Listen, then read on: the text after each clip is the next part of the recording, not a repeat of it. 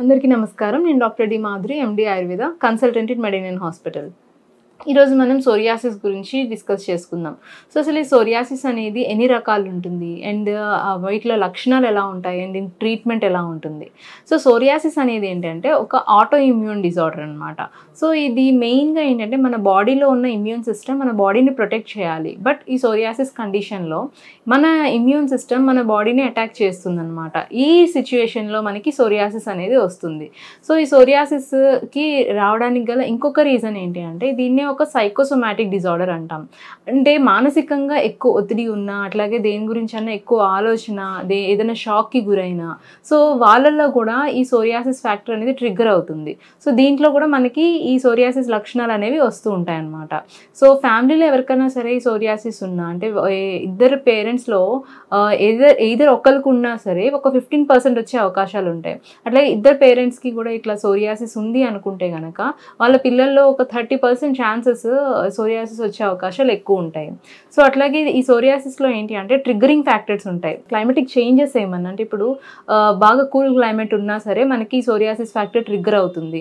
అట్లాగే ఏమన్నా కొన్ని ప్రొలాంగ్డ్ డ్యూరేషన్లో మెడికేషన్స్ అనేవి తీసుకుంటున్న వాళ్ళల్లో కూడా మనకి సోరియాసిస్ ఫ్యాక్టర్ ట్రిగ్గర్ అవుతుంది అనమాట. లైక్ ఏంటి అంటే NSAIDs అంటాము, అంటే ఈ non steroidal anti inflammatory drugs. So ఈ మెడికేషన్స్ ఎక్కువ తీసుకున్న వాళ్ళల్లో, అట్లాగే లిథియం కంటెంట్ ఉన్న మెడిసిన్స్ ఎక్కువ తీసుకున్న వాళ్ళల్లో, అట్లాగే ప్రొలాంగ్డ్గా కొన్ని లైక్ యాంటీ మలేరియల్ డ్రగ్స్ కానీ ఇవి మెడిసిన్స్ తీసుకున్న వాళ్ళల్లో మనకి సోరియాసిస్ అనేది ట్రిగ్గర్ అవుతూ ఉంటుంది. అట్లాగే ఎక్కువగా టెన్షన్ ఫీల్ అవ్వడము, అట్లాగే ఏమన్నా గాయాలు అవ్వడము, అంటే మన బాడీకి ఏంటంటే ఏదైనా ఎక్స్టర్నల్గా ఏదన్నా సరే మనకి బాడీకి మీద ఏమన్నా స్కార్స్ ఉన్నా సరే వాటి నుంచి కూడా మనకి సోరియాసిస్ అనేది ట్రిగ్గర్ అవుతూ ఉంటుంది. సో వీళ్ళల్లో మెయిన్గా మనము తీసుకోవాల్సిన ప్రికాషన్స్ ఏంటి అంటే డైట్ అనేది చాలా ఇంపార్టెంట్. సో డైట్లో మెయిన్గా నాన్ వెజిటేరియన్ అనేది కంప్లీట్గా అవాయిడ్ చేసుకోవడం. అట్లాగే కొంతమందికి కొన్ని ఫుడ్స్ అనేవి పడవు, అంటే అందరి బాడీ కాన్స్టిట్యూషన్ ఒకలా ఉండదు. సో వాళ్ళకి ఏ ఫుడ్స్ అయితే పడవో అవి అవాయిడ్ చేసుకుంటూ ఉండాలి. అండ్ దాంతోపాటు మెయిన్గా ఈ నాన్ వెజిటేరియన్ అనేది అవాయిడ్ చేసుకుంటూ ఉండాలి. కొంతమందికి మిల్క్ ప్రోడక్ట్స్ కూడా పడవు, కొంతమందికి పీనట్స్ పడవు, ఇట్లా కొన్ని అవాయిడ్ చేసుకుంటూ ఉండాలి. అండ్ మెయిన్గా మనం ఈ సోరియాసిస్లో టైప్స్ ఉంటాయి. అందులో ఏంటి అంటే గట్టెడ్ సోరియాసిస్ అని, ఇన్వర్స్ సోరియాసిస్ అని, పస్టులార్ సోరియాసిస్ అని, ఎరిథ్రోడర్మిక్ సోరియాసిస్ అని, అట్లాగే ప్లేగ్ సోరియాసిస్ అని. సో ఈ సోరియాసిస్ టైప్స్లో మనకి ఒక్కొక్క సోరియాటిక్ టైప్స్లో మనకి ఒక్కొక్క లక్షణాల్లా కనిపిస్తూ ఉంటాయి. లైక్ మనం గట్టెడ్ సోరియాసిస్ చూసుకుంటే కనుక ఇది మెయిన్గా మనం చిన్న పిల్లల్లో చూస్తూ ఉంటాం. సో ఈ గట్టెడ్ సోరియాసిస్ ఏంటి అంటే ఒక నీటి బిందు ఆకారంలో మనకి ఈ సోరియాటిక్ ప్యాచెస్ అనేవి కనిపిస్తూ ఉంటాయి. సో ఇది మెయిన్గా చిన్న పిల్లల్లో చూస్తూ ఉంటాం. అట్లాగే వాళ్ళలో ఇమ్యూనిటీ బాగా తక్కువ ఉండడం వల్ల ఏమైనా స్ట్రెప్ థ్రోట్ ఇన్ఫెక్షన్స్ ఏమన్నా ఉన్నా సరే, అట్లాగే HIV ఇన్ఫెక్షన్స్ ఏమన్నా ఉన్నా సరే వాళ్ళల్లో కూడా మనం ఈ గట్టెడ్ సోరియాసిస్ అనేది చూస్తూ ఉంటాం అనమాట. సో నెక్స్ట్ వచ్చేసి ఇన్వర్స్ సోరియాసిస్. సో ఇన్వర్స్ సోరియాసిస్లో ఏమవుతుంది అంటే ఇది మెయిన్గా స్కిన్ ఎక్కడైతే మడతలు పడుతుంటుందో ఆ ఫోల్డింగ్స్ దగ్గర మనం ఈ సోరియాసిస్ అనేది అబ్జర్వ్ చేస్తూ ఉంటాం.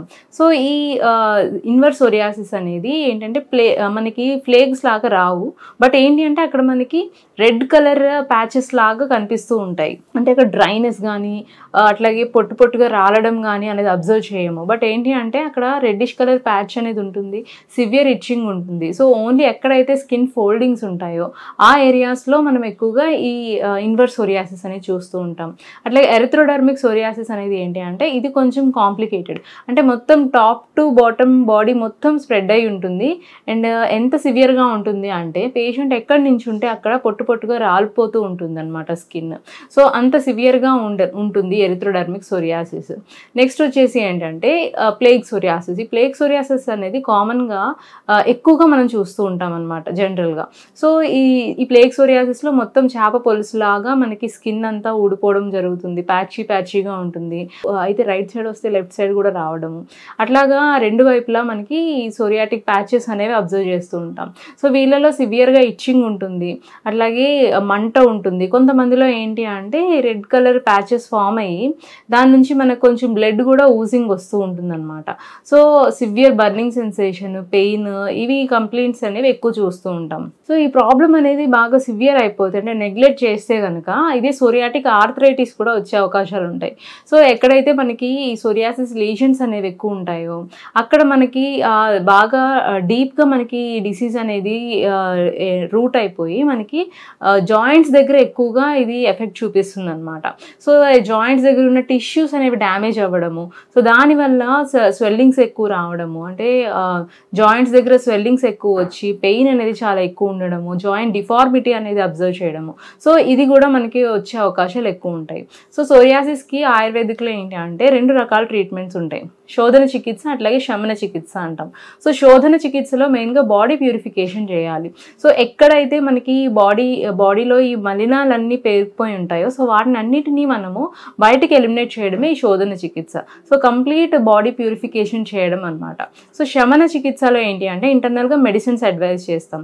సో పేషెంట్ కండిషన్ బట్టి వాళ్ళకు ఉన్న లక్షణాలు బట్టి వాళ్ళకి ఎట్లా ఆరిజిన్ అయింది ఈ ప్రాబ్లం అనేది వాళ్ళ నుంచి హిస్టరీ తీసుకొని దాన్ని బట్టి మెడిసిన్స్ అనేవి అడ్వైజ్ చేస్తూ ఉంటాం. సో శోధన చికిత్సలతో పాటు శమన మెడిసిన్స్ కూడా వాడుతూ ఉంటే కనుక మనకి కంప్లీట్గా ఈ సోరియాసిస్ ప్రాబ్లం అనేది క్యూర్ అయిపోతుంది. అంటే దాన్ని బట్టి మనకి అంటే కొన్ని పర్టికులర్ డ్యూరేషన్ వరకు మెడిసిన్స్ అనేవి ఇస్తూ ఉంటాం. అంటే కొంచెం ఎక్కువ ప్రొలాంగ్డ్గా ఉందనుకోండి, లైక్ ఏంటి అంటే ఒక 10 years 15 years నుంచి సోరియాసిస్ కంప్లైంట్తో బాధపడుతున్న వాళ్ళు ఉంటే మనకి కొంచెం ఎక్కువ డ్యూరేషన్లో మెడిసిన్ వాడాల్సి వస్తుంది.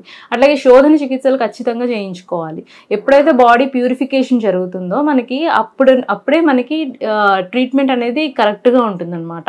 సో అందుకనే ప్యూరిఫికేషన్ కంపల్సరీగా చేయించుకున్న తర్వాత మెడిసిన్స్ అనేవి స్టార్ట్ చేస్తూ ఉంటాం.